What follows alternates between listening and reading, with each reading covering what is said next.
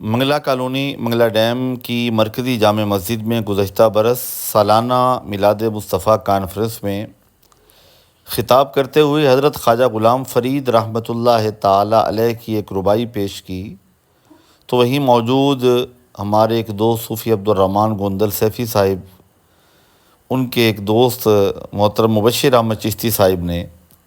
اس رباعی کی فرمائش بھیجی اور کہا کہ اگر وہ دوبارہ سنا دیں تو ان مناظر کے ساتھ منگلا ڈیم اور انٹری گیٹ جو آزاد کشمیر کا ہے، ان مناظر کے ساتھ آپ حضرت خواجہ غلام فرید رحمۃ اللہ تعالی علیہ کی رباعی سماعت فرمائیں۔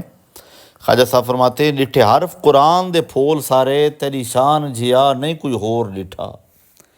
تیری شان دا کرے مقابلہ جو اکو عاشقاں اصلی چور ڈٹھا،